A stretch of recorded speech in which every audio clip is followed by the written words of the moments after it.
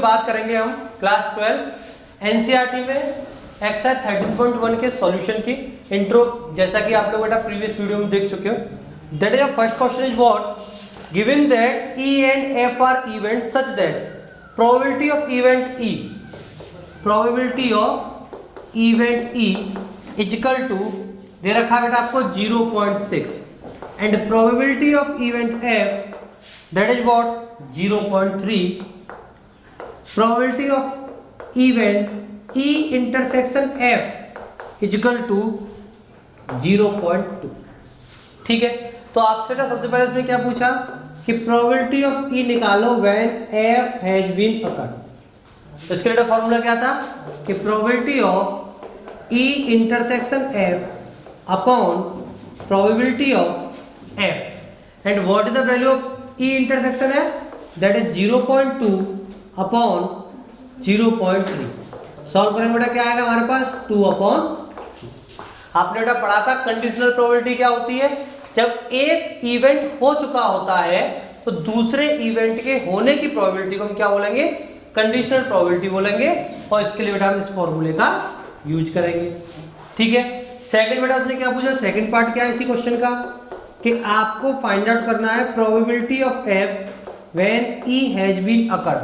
तो इसके लिए फॉर्मूला क्या है, probability of E intersection F upon probability of E. E intersection बेटा क्या दे रखा है 0.2 अपॉन 0.6। सॉल्व करेंगे बेटा क्या आएगा 2/6 और इसको हम बेटा क्या लिख सकते हैं 1/3। That is your answer. बेटा question number 2 is compute probability of A when B has been happened। ये हमें बेटा फाइंड आउट करना है। और बेटा गिवन क्या है कि probability of B is equal to 0.5 and probability of A intersection B is equal to 0.32। तो चलिए बेटा कंडीशनल प्रोबेबिलिटी का हम लोग बेटा फॉर्मूला यूज करते हैं, that is what probability of A when B has been occurred is equal to probability of A intersection B upon probability of B। इसको हम सॉल्व करेंगे। A intersection B क्या है 0.32, probability of बेटा B क्या है 0.5, डेसिमल हटाएंगे बेटा 0 आ गया। सॉल्व करेंगे बेटा क्या आएगा 16/25 and that is your answer। Question number 3 is probability of A is equal to 0.8 and probability of B equal to 0.5 और आपको क्या दे रखा है and probability of B when A has been occurred is equal to 0.4। आपसे बेटा सबसे पहले क्या पूछा गया है कि probability of A intersection B आप लोगों को बेटा फाइंड आउट करना। तो बहुत सिंपल बात है, हम इस वाले फॉर्मूले को यूज करेंगे। इसके लिए क्या फॉर्मूला बनेगा कि probability of B when A has been occurred is equal to probability of A intersection B upon probability of A. ठीक है, इसकी वैल्यू हमें बेटा कितनी दे रखी है 0.4। ये तो हमें फाइंड आउट ही करना है। और प्रोबेबिलिटी ऑफ ए बेटा क्या दे रखा है हमें 0.8 by cross multiplication.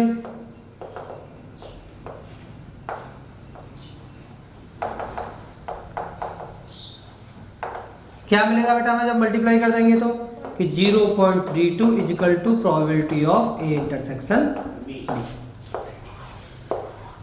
Second part बेटा उसने हमसे बेटा क्या पूछा है, second part is probability of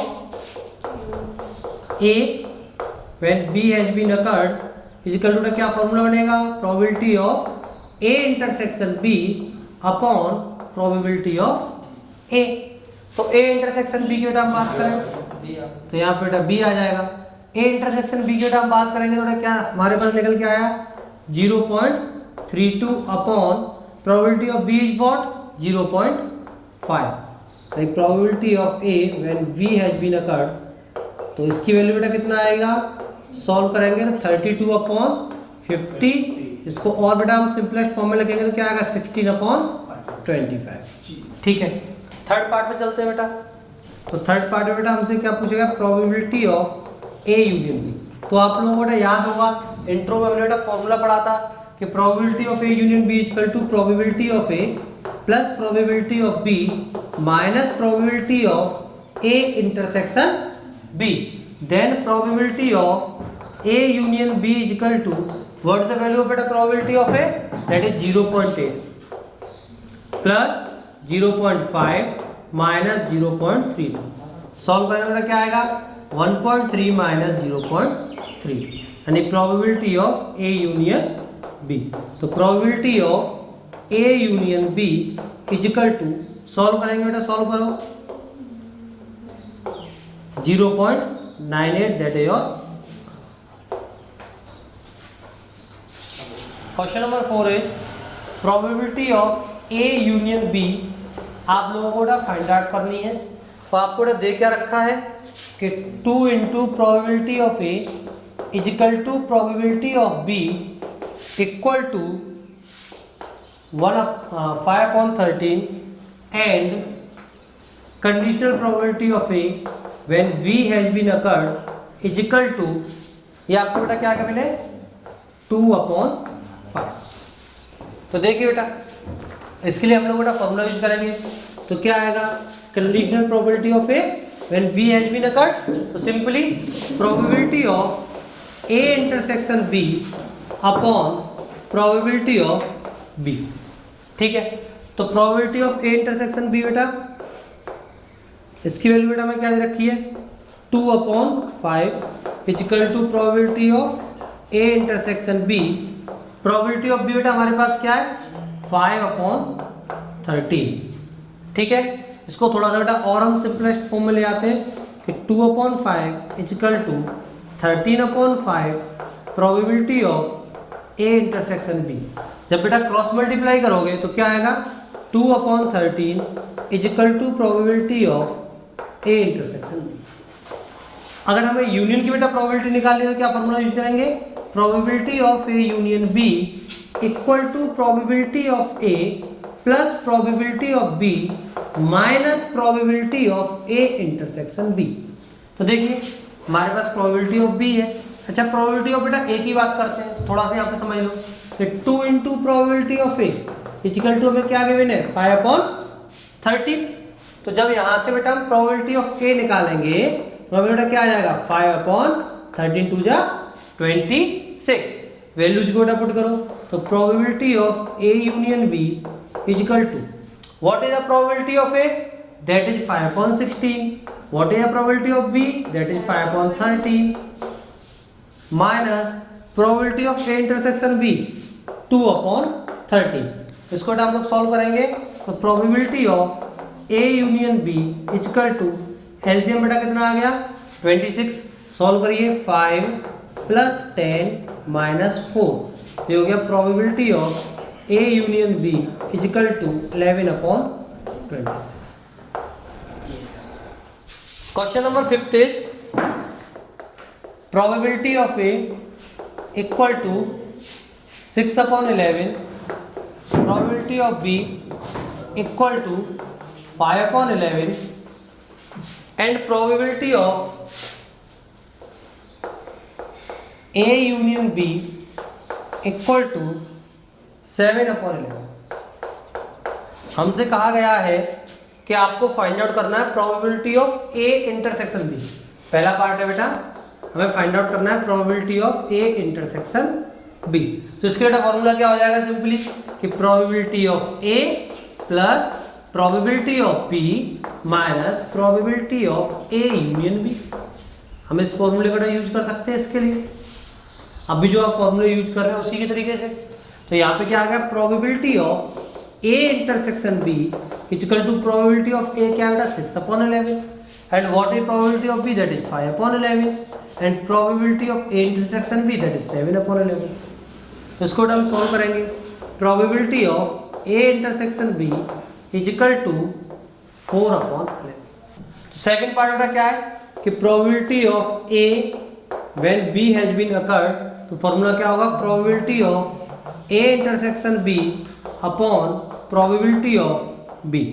देखिए इसको हम सॉल्व करेंगे, हमें निकालनी है probability of A by B is equal to A intersection B की प्रोबेबिलिटी क्या है 4/11 and probability of B is what 5/11। Solve करेंगे बेटा ए बाई बी को, तो क्या आएगा बेटा हमारे पास 4/5।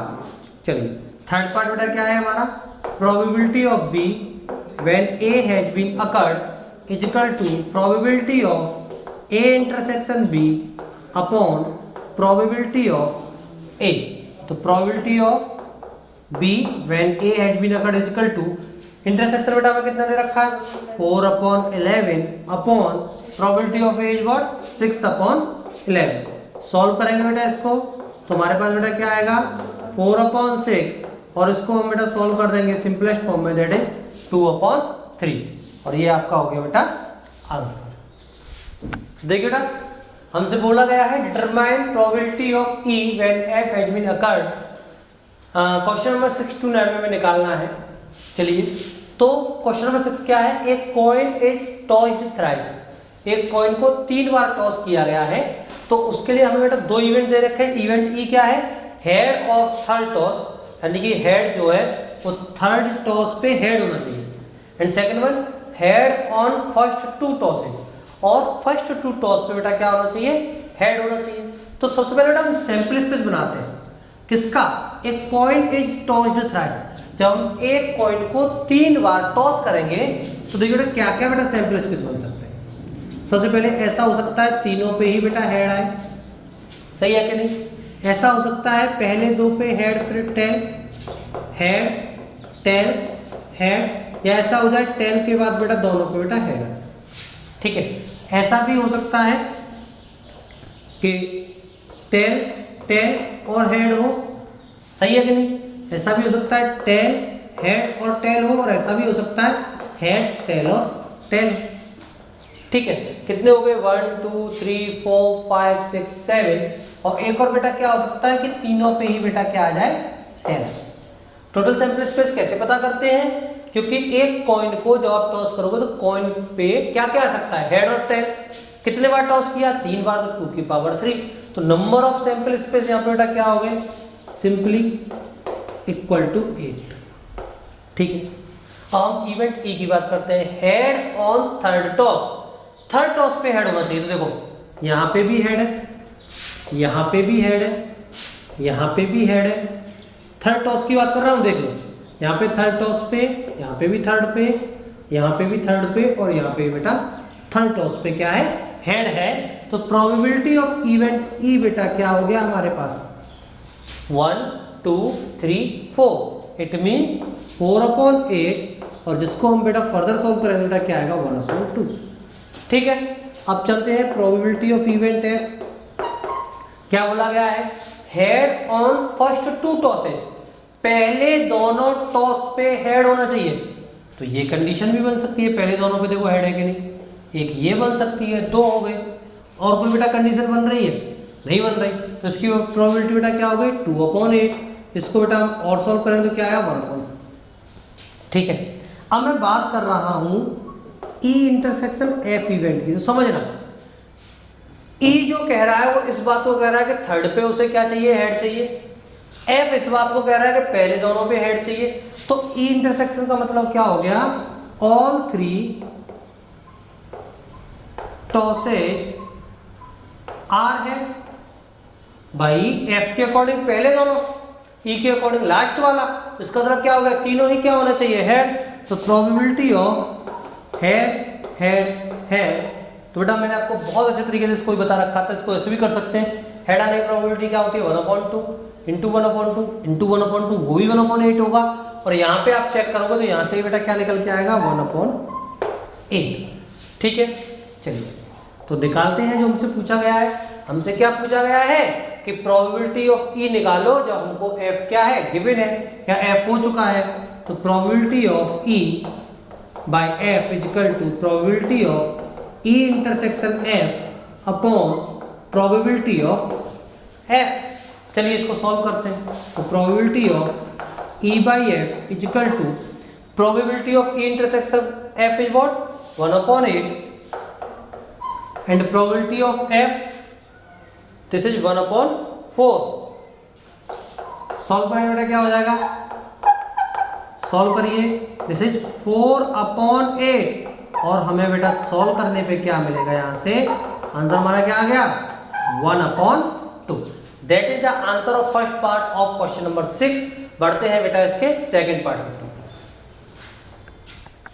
चलिए बेटा बढ़ते हैं क्वेश्चन नंबर 6 के सेकंड पार्ट पे। दिस इज व्हाट कि ई एक इवेंट है, एट लीस्ट 2 हेड, यानी कम से कम 2 हेड तो होने ही चाहिए, 2 से कम नहीं होने चाहिए। और एफ इवेंट क्या है, एट मोस्ट 2 हेड, इसका मतलब क्या है ज्यादा से ज्यादा 2 हेड, 2 से ज्यादा नहीं होना चाहिए। इनका मतलब समझो, एट लीस्ट का मतलब कम से कम, यानी कम से कम 2 उसको चाहिए ही चाहिए, 2 से कम में बात नहीं बनेगी। और एट मोस्ट 2 हेड का मतलब उसको सिर्फ 2 ही चाहिए, 2 से कम हो तो चलेगा लेकिन 2 से ज्यादा नहीं चलेगा। यहाँ पे 2 से कम नहीं होने चाहिए। चलिए तो इसके लिए देखिए प्रोबेबिलिटी क्या होगी, कम से कम 2 हेड होने की देखो प्रोबेबिलिटी क्या होगी, 2 हेड का मतलब 3 भी हो जाए कोई दिक्कत नहीं है, यानी प्रोबेबिलिटी ऑफ इवेंट ई हम इस तरीके से लिख सकते हैं क्योंकि एग्जाम में रिप्रेजेंट भी करना होता है, equal to probability of plus 3 बार ऐड आ जाए प्रोबेबिलिटी ऑफ,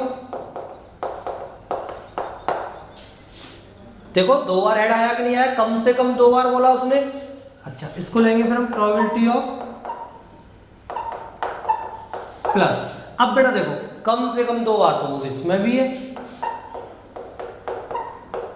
अभी इसमें ऐड कितने बार है, 1 बार, हमारा काम नहीं चलेगा, इसमें भी 1 बार, इसमें भी 1 बार, इसमें तो है ही नहीं। तो इस वाले इवेंट की प्रोबेबिलिटी बेटा क्या होगी 1/2 into 1/2 into 1/2, this is 1/8 plus इसकी बेटा क्या होगी 1/8, इसकी बेटा क्या होगी 1/8 और इसकी बेटा क्या होगी 1/8 इजिकल टू बेटा क्या आ गया 4/8, यानी probability of event E is equal to what 4/8। इसको आप लोग डायरेक्टली भी कर सकते थे, कैसे कि आपको पता पड़ गया कि सैंपल स्पेसिस से 4 इवेंट हो रहे हैं और टोटल सैंपल फेवरेबल आउटकम्स कितने, देखो नंबर ऑफ फेवरेबल आउटकम्स 4 और टोटल आउटकम्स बेटा कितने 8, इसको हम डायरेक्टली लिख सकते थे 4/8 और यहाँ से सॉल्व करके हमें बेटा क्या मिला 1/2। ठीक है, अब इसके बेटा नेक्स्ट पार्ट में बढ़ते हैं, that is probability of F. इसको मैं आप लोगों को डायरेक्टली बताऊंगा, समझे आप लोग। एट मोस्ट 2 है, ज्यादा से ज्यादा 2 हेड चाहिए, इसमें कितने हैं 3, काम नहीं चलेगा, हमें ज्यादा से ज्यादा चाहिए। ये बन सकता है 1, एक ये 2, एक 3। देखो ज्यादा से ज्यादा 2 हेड का मतलब क्या है कि 2 से ज्यादा ना हो, 2 से कम होंगे तो भी चलेंगे। तो देखो 1 2 3 4 5 6 7, आप बोलोगे सर इसमें तो हेड है ही नहीं, भाई ज्यादा से ज्यादा 2 हेड होने चाहिए, हेड न भी हो तो भी चलेगा, इसमें हेड भी नहीं है। तो इस वजह से इसकी प्रोबेबिलिटी बेटा क्या होगी, डायरेक्टली हम लिखेंगे तो 7/8। अब आप लोग देखोगे कि जब मैं प्रोबेबिलिटी की बात करूं इंटरसेक्शन की, किसकी इंटरसेक्शन की, तो क्या मैच कर रहा था, ये वाला पोर्शन मैच कर रहा था जो दोनों में था, ये वाला पोर्शन मैच कर रहा था जो दोनों में था, और ये भी मैच कर रहा था जो कि दोनों में था। तो इसकी प्रोबेबिलिटी क्या होगी हमारे पास 3/8। ठीक है, लगाते हैं बेटा कंडीशनल प्रोबेबिलिटी का formula, this is what probability of E intersection F upon probability of F। तो what is the probability of E intersection F, that is 7/8 and what is the probability of F, that is 7/8। और solve करेंगे बेटा तो हमारे पास बेटा क्या आएगा, जब हम इसको फर्दर सॉल्व करेंगे तो 3/8 and this is the answer of your question number 6 part 2। तो चलिए बेटा बात करते हैं क्वेश्चन नंबर 6 के थर्ड पार्ट की। ई इवेंट क्या है, एट मोस्ट 2 टेल्स, यानी कि ज्यादा से ज्यादा 2 टेल होनी चाहिए, और एफ क्या है, एट लीस्ट 1 टेल, यानी कम से कम 1 टेल तो होना ही चाहिए। तो चलिए प्रोबेबिलिटी निकालते हैं इवेंट ई की, तो हम अपनी बातों को समझते हैं। एट मोस्ट 2 टेल्स, ज्यादा से ज्यादा 2 टेल होने चाहिए। तो देखिए ज्यादा से ज्यादा 2, कम से कम हो जाए कोई दिक्कत नहीं, इसमें एक भी नहीं है, ये काम करेगा नहीं करेगा, इसमें एक है ये भी काम करेगा, इसमें भी एक है ये भी काम करेगा, ये भी काम करेगा, देखते जाओ ये भी काम करेगा, ये भी काम करेगा, ये भी काम करेगा। यानी कि तीनों टेल ना हो, इस बात को छोड़ के बाकी सारे काम करेंगे। तो इसकी बेटा प्रोबेबिलिटी बेटा क्या होगी हमारे पास 7/8। अब इवेंट एफ की प्रोबेबिलिटी की बात करते हैं। क्या बोला, एट लीस्ट 1 टेल, कम से कम एक टेल तो होना ही चाहिए, एक से कम पे बात नहीं बनेगी। तो क्या यहाँ पे एक भी टेल है? नहीं है, तो इसको नहीं ले सकते। बाकी सारे देखते जाओ बेटा, सब में कम से कम एक टेल तो बेटा होगा ही, चेक करते जाओ सबको। ठीक है, तो इस इवेंट की प्रोबेबिलिटी भी क्या होगी 7/8। अब हम बात करते हैं probability of E intersection F की। तो देखो बेटा दोनों बेटा क्या मैच कर रहा था, 1 2 3 4 5 और 6। तो इसकी प्रोबेबिलिटी बेटा क्या होगी 6/8। ठीक है बेटा, तो हमें निकालना है probability of E when F has been occurred is equal to probability of E intersection F upon probability of F. तो probability of E intersection E when F has been occurred, इसकी वैल्यू बेटा क्या दे रखी है 6/8 upon probability of F बेटा हमारे पास क्या है 7/8। सॉल्व करेंगे बेटा क्या आएगा, what we get 6/7 and that is our answer. चलिए बेटा क्वेश्चन नंबर 7 की तरफ चलते हैं। That is 2 coins are tossed once where, आपको बोला गया है कि एक कॉइन को या 2 कॉइन को एक बार उछाला गया। तो देखिए बेटा यहाँ पे आपको कंफ्यूज नहीं होना, या तो 2 कॉइन को एक बार उछाला जाए या एक कॉइन को ही 2 बार उछाला जाए, बात एक ही है। तो आपको इवेंट क्या दे रखा है कि टेल्स अपीयर ऑन 1 कॉइन, जो टेल है वो एक कॉइन पे अपीयर हो रहा है, और एफ इवेंट क्या कह रहा है 1 कॉइन सोज है। यानी कि इसी की तरह यहाँ पे आपको क्या शो करना है टेल के लिए, और यहाँ पे बेटा आपको क्या शो करना है हेड के लिए। तो चलिए बढ़ते हैं, सबसे पहले तो सैंपल स्पेस बनाते हैं। जब हम 2 कॉइन को या एक कॉइन को 2 बार टॉस करेंगे तो क्या क्या कंडीशन हो सकती है। पहली कंडीशन कि दोनों कॉइन पे ही बेटा हेड आए, सही है कि नहीं। ऐसा भी हो सकता है पहले कॉइन पे हेड हो और दूसरे पे बेटा क्या हो टेल हो। ऐसा हो सकता है पहले पे टेल हो और दूसरे पे बेटा क्या हो हेड हो।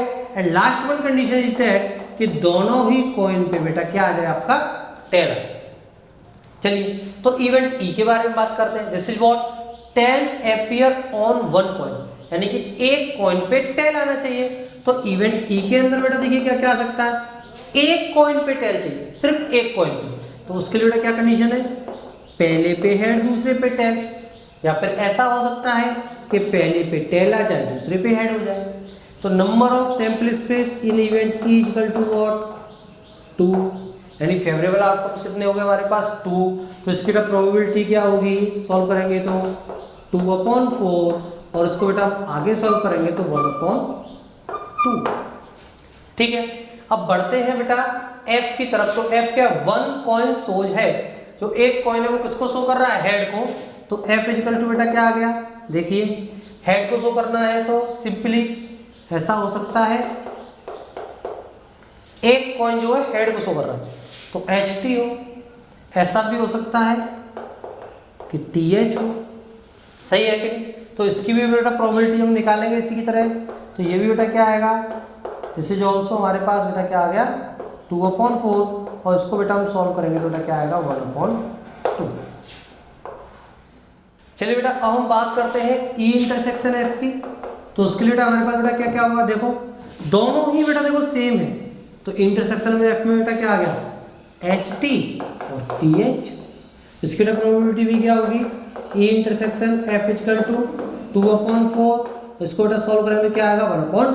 और जैसा कि बेटा एनसीईआरटी में आप लोगों को बोला गया है कि question number 6 to question number 9 आपको किसकी प्रोबेबिलिटी निकालनी है, प्रोबेबिलिटी यानी conditional probability of event E when F has been occurred.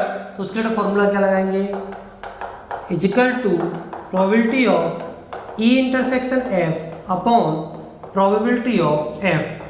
तो probability of E intersection F is equal to intersection की प्रोबेबिलिटी क्या थी 1/2, इसकी बेटा प्रोबेबिलिटी भी क्या है 1/2। सॉल्व करेंगे तो बेटा इसका बेटा क्या आएगा आंसर 1, इसका आंसर बेटा क्या आएगा 1।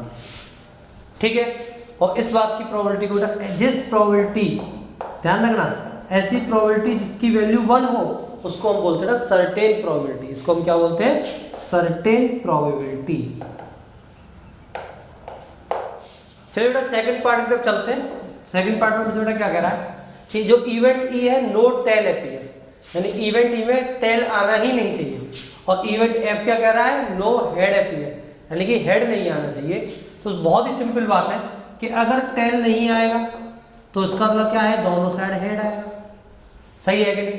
और इसकी प्रोबेबिलिटी बेटा क्या हो जाएगी, इस हिसाब से probability of event equal to 1/4। Favourable outcome कितने हैं 1, टोटल आउटकम कितने हैं 4, तो 1/4 हो गया। ऐसे ही एफ की बेटा हम बात करें, इवेंट एफ क्या कह रहा है कि हेड नहीं आना चाहिए, तो दोनों पे बेटा क्या आना चाहिए, टेल आना चाहिए, ठीक है। तो इसकी बेटा प्रोबेबिलिटी बेटा क्या होगी, दिस इज आल्सो 1/4। अब एक बात सोचने वाली है कि जब हम इसके इंटरसेक्शन की बात करें तो क्या कुछ भी कॉमन आ रहा है ई और एफ में, नहीं आ रहा, तो इंटरसेक्शन बेटा क्या हो गया 5 हो गया, और 5 होने का मतलब क्या है कि इसकी प्रोबेबिलिटी बेटा क्या हो गई 0 हो गई, सही है कि नहीं। तो इसके लिए हम सॉल्व करेंगे कि probability of E when F has been occurred, probability of E intersection F upon probability of F, then probability of E intersection F is equal to what, intersection F हमें क्या दे रखा है 0 अपॉन 1/4।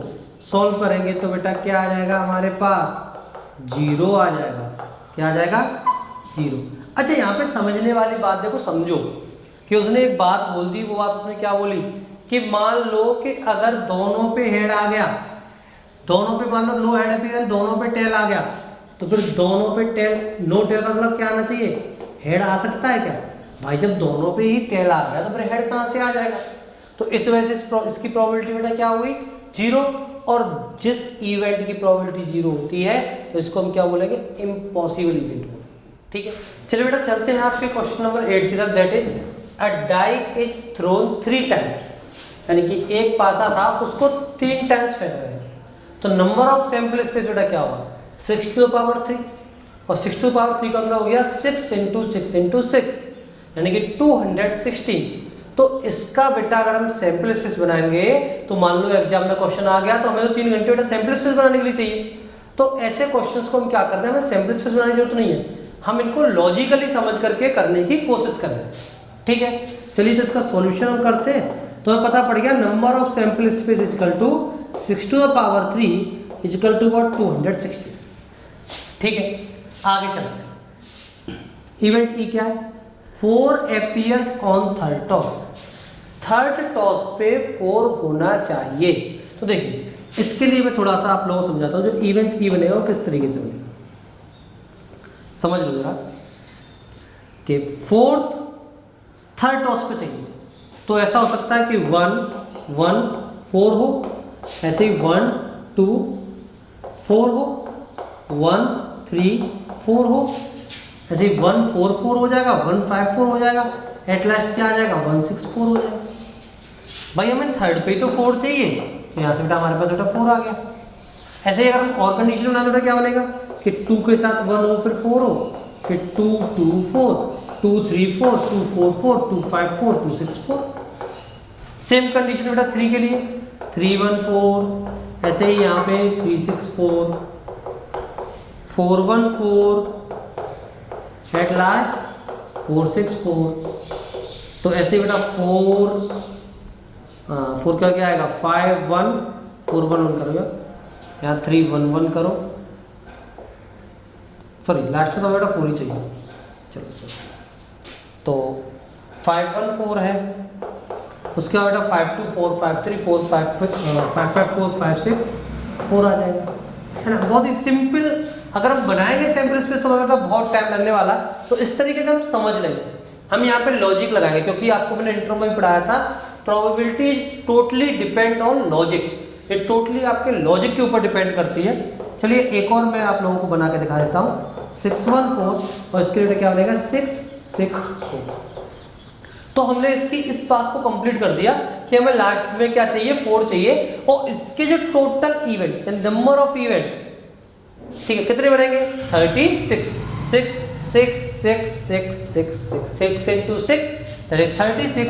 तो इसकी जो probability होगी वो क्या हो जाएगा 36 अपॉन 216 इक्वल टू व्हाट 1/6। ठीक है, अब चलते हैं बेटा इवेंट एफ की तरफ। इवेंट एफ बेटा क्या कह रहा है हमसे, ये कह रहा है 6 and 5 एम्पियर रेस्पेक्टिवली। रेस्पेक्टिवली का मतलब क्या है कि पहले पे तो 6 ही होना चाहिए, दूसरे पे क्या होना चाहिए 5। ये कंफर्म है, पहले पे 6 और दूसरे पे 5।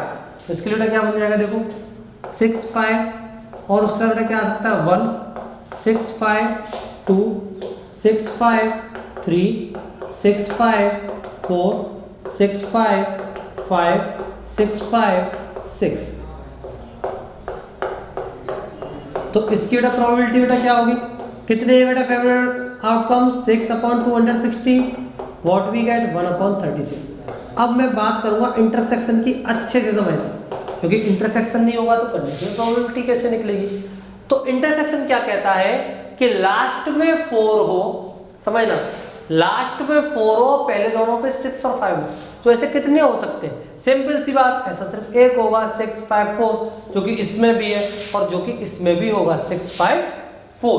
तो इसके लिए प्रोबेबिलिटी ऑफ इवेंट एफ क्या होगी 1/260। निकाल दो बेटा probability of E when F has been occurred, direct लिख रहा हूं मैं। तो क्या होता है probability of E intersection F, and what is E intersection F, that is 1/260 upon 1/36। और इसको बेटा हम सॉल्व करेंगे तो हमारे पास बेटा आंसर क्या आ जाएगा 1/6, एंड दैट इज आवर। चलिए बेटा चलते हैं आपके क्वेश्चन नंबर 9 की तरफ, that is mother father and son line up at random for a family picture. यानी एक फैमिली पिक्चर है, उसमें मदर फादर और सन को रैंडमली खड़ा किया गया है। तो आपसे बोला गया है जो इवेंट ई है उसमें सन ऑन वन एंड होना चाहिए, सन जो है वो एक एंड पे हो, and second thing is father is in middle, और जो फादर है वो कहाँ होने चाहिए, मिडिल में होना चाहिए, जो इवेंट एफ के लिए उसने बात की। तो सबसे पहले तो हमें क्या पता होना चाहिए, टोटल नंबर ऑफ आउटकम्स। वो हमें कहाँ से मिलेंगे, वो हमें यहाँ से मिलेंगे। तो अब एक बात सोचो, मदर फादर और सन को हमें खड़ा करना है तो क्या क्या कंडीशन बन सकती है, थोड़ा रफली हम लोग समझते हैं। क्या हमें पता है, मैं रिप्रेजेंट कर रहा हूँ मदर फादर एंड सन, ठीक है। ऐसा हो सकता है कि मदर उधर पहुंच जाए और सन इधर आ जाए, सही है कि नहीं। ऐसा भी हो सकता है कि मदर एट लास्ट में चली जाए, सही है कि नहीं। ऐसा भी हो सकता है कि सन फर्स्ट पे रहे, ठीक है, और मदर यहाँ पे हो, फादर यहाँ पे आ जाए। और ऐसी भी कंडीशन बन सकती है कि सन यहाँ पे रहे, ठीक है, फादर यहाँ पे आ जाए और मदर यहाँ पे, सही है। अब लास्ट कंडीशन बेटा क्या बचती है कि मान लीजिए मदर पहले उस पे रहे नंबर पे, ठीक है, और यहाँ पे आपके फादर हो और यहाँ पे बेटा आपके बेटा क्या हो जाए, सन हो जाए, जो हम लिख चुके हैं। तो यहाँ पे सन और यहाँ पे बेटा क्या हो जाए, बेटा फादर हो जाए, ठीक है। इतने तरीके से हम इसके सैंपल स्पेस को रिप्रेजेंट कर सकते हैं। या फिर दूसरा तरीका है, आप 11th स्टैंडर्ड में परम्यूटेशन को पढ़ के आए थे और आपको क्या करना है, आपको 3 अलग अलग ऑब्जेक्ट है जो को आपको रीअरेंज अरेंज करने हैं। और अरेंज इस तरीके से करने का आप खुद ही समझो, रिपीटेशन इज नॉट अलाउड। क्यों नहीं अलाउड है कि भाई अगर एक बार मदर आ गई तस्वीर में दोबारा थोड़ी ना आएंगे, तो रिपीटेशन इज नॉट अलाउड। तो इनको कितने तरीके से हम अरेंज कर सकते थे, दैट इज फैक्टोरियल 3, ठीक है। फैक्टोरियल 3 का मतलब क्या हो गया, 3 × 2 × 1 इज इक्वल टू 6। और आप इस तरीके से करते हो तो देखोगे आप नंबर ऑफ सैंपल स्पेस बेटा यहाँ से ही बेटा क्या आ गए, 6 आ गए। बात समझ में आई होगी। अच्छा, और नहीं आया तो और समझो, आपने 11th स्टैंडर्ड में एक्सरसाइज 7.1 को पढ़ा होगा, तो आपको 3 लोगों को अरेंज करना है, सही है कि नहीं। और आपको यहाँ पे एक बात ध्यान रखनी, रिपीटेशन इज नॉट अलाउड। तो सिंपली पहले में हम पहले खाने को या पहले डिब्बे को, पहले बॉक्स को कितने तरीके से भर सकते हैं, इन तीनों में से कोई एक आएगा, मदर फादर या सन में से। तो इसको भरने के तरीके बेटा कितने हो गए, 3। अभी मान लो कोई एक यहाँ पे आ गया, तो दूसरे वाले को हम कितने तरीके से भरेंगे, 2 से, और लास्ट वाला कितने तरीके से, 1 से। तो यहाँ से बेटा 6 आएगा। तो आप किसी भी मेथड से जो आपके टोटल आउटकम्स है उसको आप लोग फाइंड आउट कर सकते हो। चलिए तो मैं इसको रफ करके टोटल इसका सैंपल स्पेस इसका बना के लिखते हैं। तो चलिए बेटा ये आपका ना सैंपल स्पेस हो गया। अभी हमारा जो इवेंट ई है, तो देखिए यहाँ पे अगर हम नंबर ऑफ टोटल आउटकम्स की बात करें, दैट इज व्हाट 6 हमारे पास बेटा आ गया। अभी नेक्स्ट क्या है, इवेंट ई क्या है, सन ऑन वन एंड, सन जो है एक एंड पे रहना चाहिए। तो देखिए यहाँ पे सन जो है एक एंड पे है, यहाँ पे भी सन एक एंड पे है, यहाँ पे तो मिडिल में, तो यहाँ काम नहीं चलेगा। यहाँ पे सन एक एंड पे है और यहाँ पे भी सन बेटा एक एंड पर है। तो हम कह सकते हैं कि जो इवेंट ई है उसके लिए बेटा क्या क्या हो सकता है कि मदर फादर देन सन, या फिर फादर मदर उसके बाद बेटा सन आए, या फिर son mother then father, son father and mother. ठीक है बेटा। तो इसके बेटा प्रोबेबिलिटी बेटा क्या होगी, probability of event E equal to 4/6। ठीक है। Second one is what, F के लिए बेटा बात करते हैं। फादर चाहिए बेटा मिडिल में, फादर बेटा कहाँ चाहिए, मिडिल में। तो एक तो बेटा यहाँ पे है फादर मिडिल में, और एक आपके बेटा यहाँ पे। तो इन दोनों को बेटा आप लोग लिख लोगे कि मदर फादर सन या सन फादर मदर। ठीक है बेटा। तो इस इवेंट की बेटा प्रोबेबिलिटी बेटा क्या होगी, probability of event F is equal to what we get 2/4। ये कितना आ गया 1/2। अब बेटा इंटरसेक्शन की बेटा हम बात कर लेते हैं। चलिए इंटरसेक्शन का मतलब क्या है, दोनों में जो मैच करते हैं। ये दोनों के अंदर है, बिल्कुल है, और आई थिंक ये भी दोनों के अंदर है। तो इंटरसेक्शन की बात करेंगे, प्रोबेबिलिटी निकाल रहा हूं तो कितने बन रहे हैं बेटा, फेवरेबल 2। This is 2/4। क्या आया बेटा 1/2। हमें क्या निकालना है बेटा, probability of E when F has been occurred is equal to probability of E intersection F upon probability of F।